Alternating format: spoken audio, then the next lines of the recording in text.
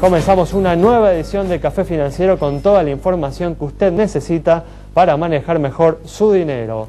Hoy vamos a brindar información sobre plazos fijos de entidades bancarias. Vamos a ver cómo vienen subiendo las tasas de interés que ofrecen las instituciones por este tipo de colocaciones. Vamos a repasar también lo sucedido en los mercados de capitales y en el último bloque vamos a analizar, como siempre, las principales noticias económicas de la semana, en esta ocasión con la presencia de Jorge Todesca. Quédese con nosotros. Tras el siguiente intervalo vamos a regresar con todos estos temas, vamos a responder como siempre a todas sus consultas. Y aquí estamos ya con la presencia de Santiago Chelala, estamos también con Yamila Escala y nos está acompañando Ezequiel Asensio hoy para repasar lo sucedido esta semana en los mercados de capitales. ¿Qué tal? ¿Cómo andan todos? Hola. Gracias por venir, por estar nuevamente aquí. Gracias. Y vamos a ir rápidamente a la información, las noticias que tenemos para hoy. Y justamente en la semana Superintendencia de Seguros presentó datos graves sobre la situación del robo en el mercado automotor argentino. Yamila nos presenta esta información y nos cuenta de cómo vienen respondiendo las compañías de seguros a esta situación. Se roban 126 autos por día en la Argentina. Estamos hablando de 46.000 autos en 2011, en lo que fue 2011, y si bien esta cifra representa una disminución respecto de los datos de 2009, donde se marcó un pico, los números son altos. Los especialistas indican que los robos son muchos. Ahora bien, con algunas diferencias respecto de la composición de esta información. ¿Por qué? Por un lado, el 88% de los casos ocurre en Capital y el Gran Buenos Aires. ¿Qué tiene que ver esto? Que los casos en Gran Buenos Aires, a pesar de que la tendencia es a la baja, en el Gran Buenos Aires aumentaron, y aumentaron con violencia. ¿Esto qué significa? Que para robar determinados autos se necesita determinado tipo de modalidad. Estamos hablando de los autos importados. Y ahí vamos al tema de las autopartes. Las autopartes, una cada 4 minutos, es un dato más que llamativo y preocupante desde ya, y esto es sin lugar a duda lo que desde las aseguradoras nos comentaban que está centrada su atención.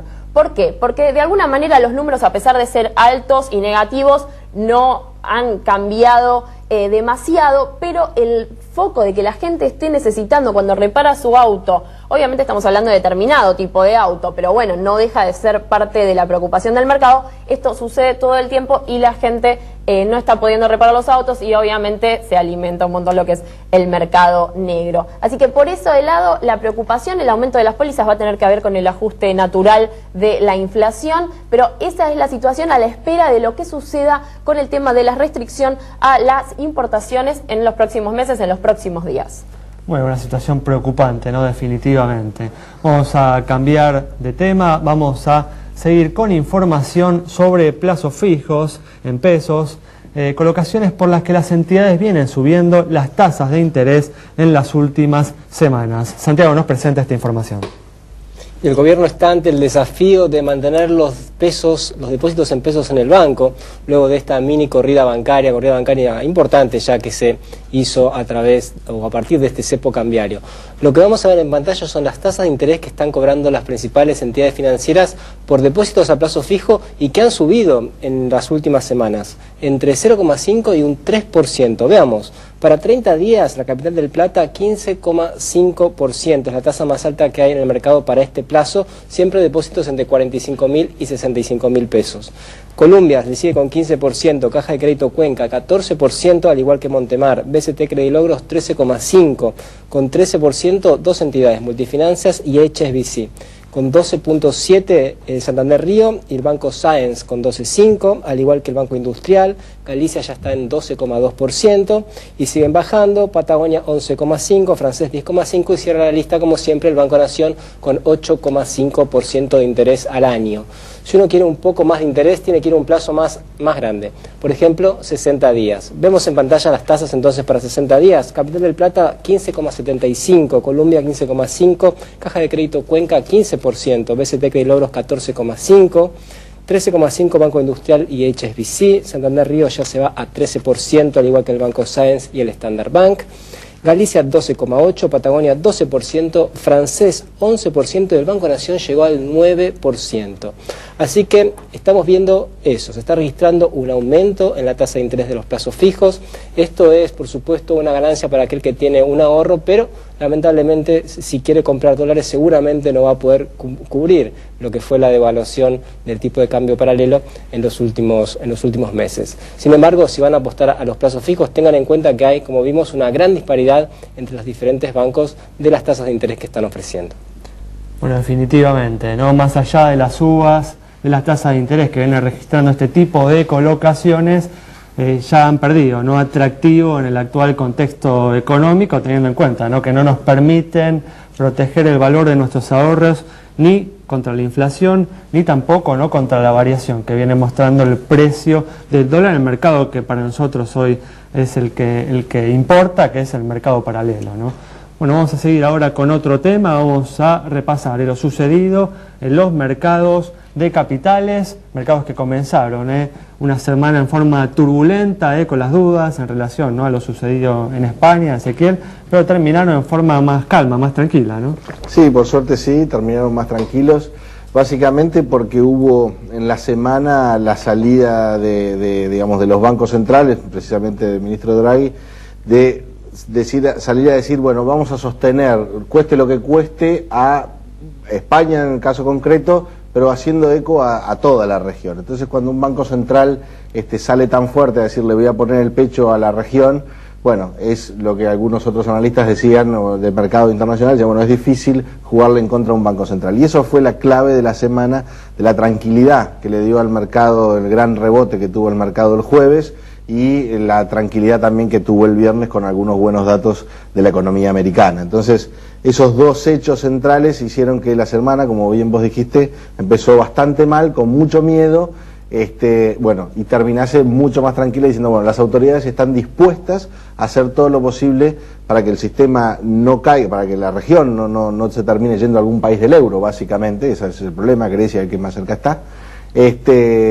Y eso es un poco lo que también todos los analistas de mercado le pedíamos a las autoridades europeas. Digamos, en Estados Unidos se actúa mucho más rápido y se actuó muchísimo más rápido. Siempre Europa va de atrás, tiene un lag de tiempo hasta tomar algunas medidas, son más tranquilos en ese aspecto. Bueno, y eso es lo que todo el mundo le venía reclamando a Europa. Acción, acción, acción a las autoridades del Banco Central Europeo. Bueno, por lo menos de palabra lo dieron y eso dio una tranquilidad bastante grande. Por eso, por el momento son solo palabras, habrá que ver después si revalidan estas palabras con hechos concretos. Si no sucede esto, seguramente volveremos, ¿no?, a tener volatilidad, volveremos a tener movimientos bruscos en las acciones y en los activos europeos. Nos vamos entonces con esta información a un corte en instantes. Estamos nuevamente con ustedes. Estamos de regreso y vamos a comenzar a responder algunas de las consultas que nos han enviado sobre la situación de las entidades bancarias. Recuerden que nos pueden pedir esta información tanto a nuestros números telefónicos, que los pueden ir viendo a lo largo del programa por debajo de la pantalla, y también nos pueden realizar todo tipo de consultas, tanto sobre la situación de los bancos como sobre la situación de las compañías de seguros, y también sobre las dudas que tengan sobre el funcionamiento del mercado de seguros, o también cuestiones impositivas y demás. Todo lo pueden hacer a través también de nuestra página de Facebook. Bueno, vamos a comenzar entonces con la pregunta de Juliana sobre el estado del Banco Galicia. Para Juliana, entonces, es el banco de capitales privados y nacionales más grande que tiene el sistema financiero. Tiene un patrimonio de 3.981 millones de pesos, depósitos de 32.809 millones y acumula resultados positivos, en este caso de 378 millones de pesos.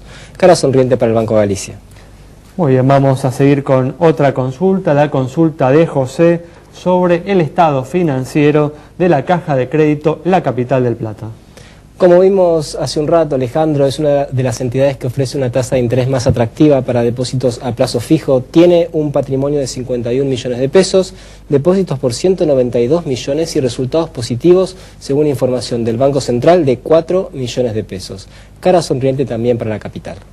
Muy bien, cambiamos de tema y la Asociación de Aseguradores de Vida y Retiro viene impulsando un proyecto de complemento del sistema jubilatorio, un complemento voluntario, y para ello viene justamente intentando involucrar a la Superintendencia de Seguros de la Nación. Sobre este tema nos brinda información Yamila.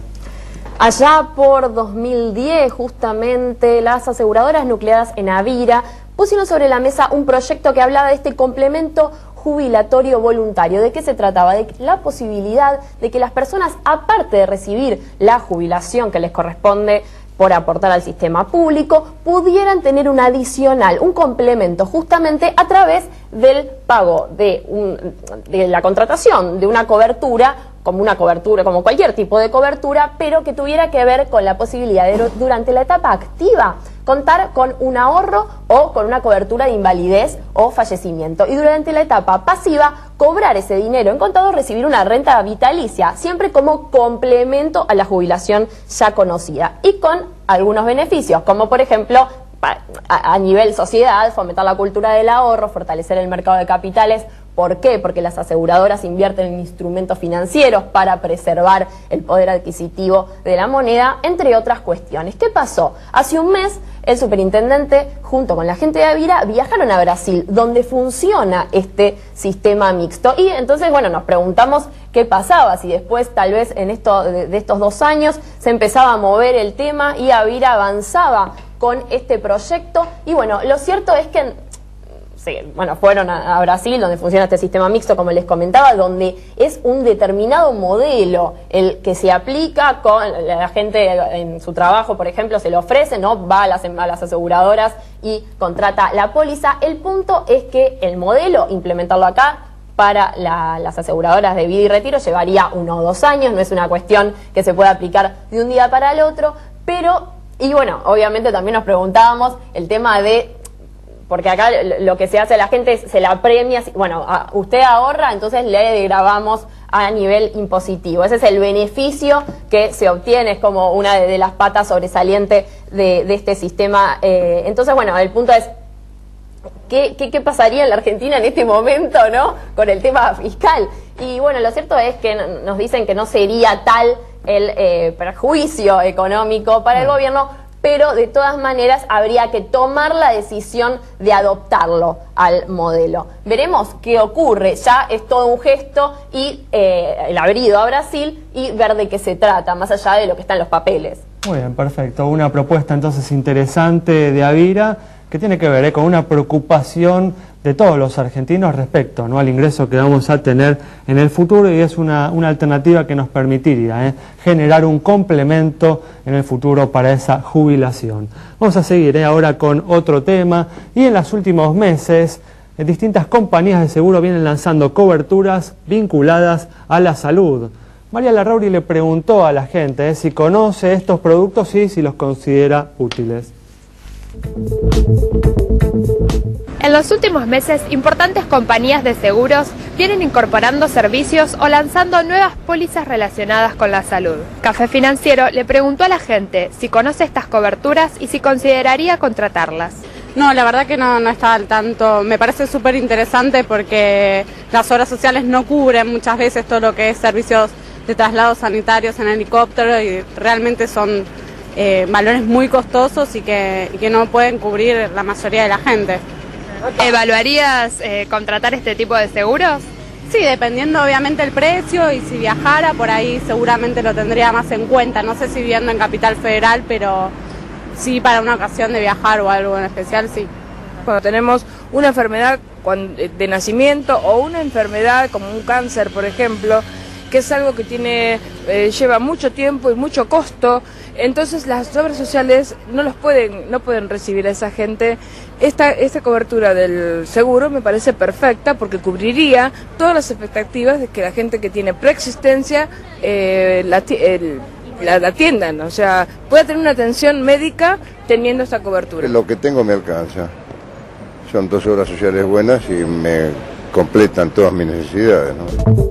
Bueno, es una cobertura que brinda una protección adicional a la que uno posee en caso de sufrir un problema de salud. Hay que tener en cuenta que no siempre la empresa de medicina prepaga o la obra social nos brinda un servicio satisfactorio al momento justamente de sufrir una eventualidad de estas características, ¿no? Sí, y nuevamente insistiendo con esta idea del complemento para lo que es una obra social o una prepaga. Las compañías insisten en la necesidad de contar con una suma asegurada al momento, por ejemplo, de una enfermedad terminal, donde no es solo el costo del medicamento, sino son un montón de cuestiones, en especial que enfrentan las personas de menores ingresos, que cuando de repente no pueden ir a trabajar y tienen que encima afrontar los costos de una enfermedad, se encuentran en una situación difícil. Muy bien, perfecto. Recordemos, son coberturas que cuestan entre 30 y 50 pesos mensuales. Bueno, antes de cerrar este bloque vamos a responder una última consulta sobre la situación de una compañía de seguros.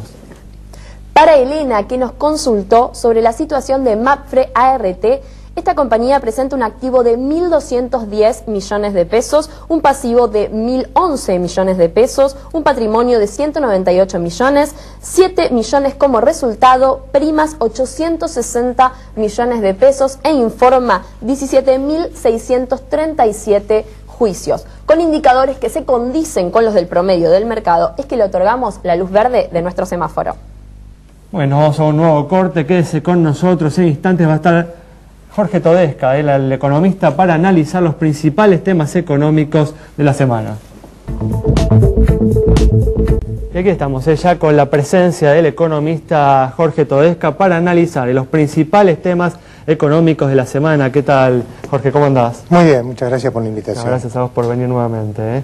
Y una semana en la que se conocieron los datos de comercio exterior correspondientes al mes de junio. Las exportaciones cayeron un 10% y acumulan ya un tercer mes consecutivo de merma. Y a partir de esto, ¿no? Este dato, ¿no avala de alguna manera, Jorge, las afirmaciones del gobierno en el sentido, ¿no?, de que la desaceleración económica que estamos viviendo responde justamente a la crisis internacional? Bueno, han disminuido mucho las exportaciones a Brasil por nuestros desacuerdos con Brasil, que me parece que son, y por el hecho de que la economía brasileña está creciendo menos. También hubo una devaluación importante, ¿no? También hubo una devaluación importante, pero por ejemplo, parte de esa aceleración de exportaciones tiene que ver específicamente con el sector automotriz, ¿no? La producción nacional cayó 30%, porque también cayó la demanda brasileña, que está recuperándose. En esa medida, digo, no hay ningún país del mundo que esté aislado de la crisis, pero la Argentina afortunadamente está bastante aislada de la crisis, porque uno podría poner del otro lado de la moneda esta soja fantástica a más de $600 que tenemos. Que no pudimos igual aprovechar, ¿no? Porque hasta donde entiendo, ¿no?, el grueso de la cosecha ya se vendió, ¿no? Sí, sí, pero crea expectativas positivas hacia adelante, digo, ¿no? Si alguien está en un emprendimiento en nuestra extensa zona sojera, ve el futuro mejor que alguien que está en una fábrica en el conurbano, porque el sector industrial tiene una caída del 4%, ¿no? Por eso, entonces reconoces que de alguna manera parte de la desaceleración económica que estamos viendo tiene que ver con el contexto internacional. Uno lo podría medir exactamente, es la caída de las exportaciones a Brasil, pero digamos, no sé cuánto eso puede explicar, medio punto del producto. Nosotros estamos viniendo a crecer a una tasa de más del 7% y estamos este año creciendo al 2%. Ahora, a mí no me preocupa particularmente la desaceleración de la economía argentina por los muchos años de crecimiento y porque hay un factor fundamental, que estamos teniendo poca inversión, así que me preocupa que eso ocurra desordenadamente. Porque una desaceleración ordenada, te diría que hasta el aparato productivo puede requerir una reestructuración. El tema es cómo la gente está viendo el futuro, y ahí es donde estamos con mucha incertidumbre. Es decir, la economía argentina, para volver a arrancar, necesita un nuevo ciclo de inversión. Una capacidad instalada ociosa, bueno, yo también creo que porque las medidas que se tomaron impulsaron la salida, pero objetivamente existía capacidad ociosa. En los años posteriores hubo un buen ciclo de inversión, y después esto se paró. Y ahora no hay capacidad ociosa, y hay justamente que generar la capacidad productiva, la capacidad instalada para volver a crecer. Exactamente. Ahora, en el tema consumo se dieron a conocer algunas cifras de supermercados, de shopping también esta semana, que eran aumentos de 2 dígitos. Digo, ¿puede el consumo sostener lo que queda del aparato productivo? Si a los aumentos de 2 dígitos, que son en valores, uno los ajusta por el aumento de los precios, en los shoppings tenés una caída de aproximadamente el 5% en cantidades y los supermercados están más estables. O sea, ese crecimiento es un crecimiento en valores nominales, pero no real. Claro, no de cantidades, sino de inflación, ¿no? En buena medida. En el caso de los centros de compra, claramente en los supermercados todavía se sostiene más la actividad. Te digo, Jorge, porque después del pico de casi 7 pesos que llegó el dólar paralelo la semana pasada, anterior, digo, esta última semana parece que se estabilizó en torno a 6.40, 6.45. ¿Te parece que puede continuar esta tendencia a la baja o ha tocado un piso? Bueno, es un mercado muy anormal, porque es un mercado sin oferta, con una demanda desconocida e ilegal, que no es una cosa menor, ¿no? Pero más o menos los ciclos, si uno lo mira como lo miramos nosotros en una curva, es que hay algún anuncio del gobierno o alguna perturbación que genera una corrida. Claro. Después se produce una meseta, ahora estamos en la segunda meseta en el año, ¿no? La primera se produjo más o menos para el momento de la nacionalización de YPF, primero creció, se estabilizó y ahora creció y se estabilizó. Realmente es un mercado, podríamos decir, muy atípico, ¿no? Y ha alcanzado una diferencia del 40% con el tipo de cambio oficial, que no es menor, ¿no? De todas formas, Jorge, obviamente que hay un dólar de equilibrio, un dólar real, que sería el que equilibraría, ¿no?, la economía, las cuentas externas de la Argentina, que algunos sitúan, ¿no?, en torno a 5, a 5,50, por ahí el menos optimista en 6. ¿Qué tanto se puede alejar el dólar informal, el dólar paralelo, que hoy está en 6.40, de ese dólar de equilibrio? Bueno, esto es exactamente la razón por la cual aparecen mesetas, porque hay que también tomar el riesgo hay que tomar el riesgo de una operación ilegal, porque es una operación ilegal, nos guste o no nos guste, es una operación ilegal, y el riesgo de si el valor que uno está pagando se va a quedar ahí y se va a obtener algún beneficio. Ahora, aquí hay 2 maneras de ver esto. Una, si uno hace el análisis del tipo de cambio por nuestros mercados y demás, y ahí uno diría que el atraso del tipo de cambio no es un atraso de más del 20%, si uno quiere medir con algún indicador de ese tipo. Ahora después está, y esto muy claramente ocurrió en el 2002, si la gente mira los precios en dólares de los productos y los compara con el exterior. O sea, no hace este análisis la gente por mercados y demás, y dice, la Argentina está cara en dólares, y se mueve con ese parámetro, ¿no?, que para el comercio exterior no sería tan válido, pero que genera movimientos, ¿no? Bueno, muy bien, Jorge, muchas gracias entonces por tu opinión. Gracias a ustedes. Y nos vamos entonces con este análisis de Jorge Todesca sobre la situación de las cuentas externas, de la economía argentina y del dólar paralelo que se ha estabilizado en estos últimos días. Nos reencontramos el próximo martes a las 17 horas aquí en Metro. Muchas gracias por haber estado nuevamente con nosotros.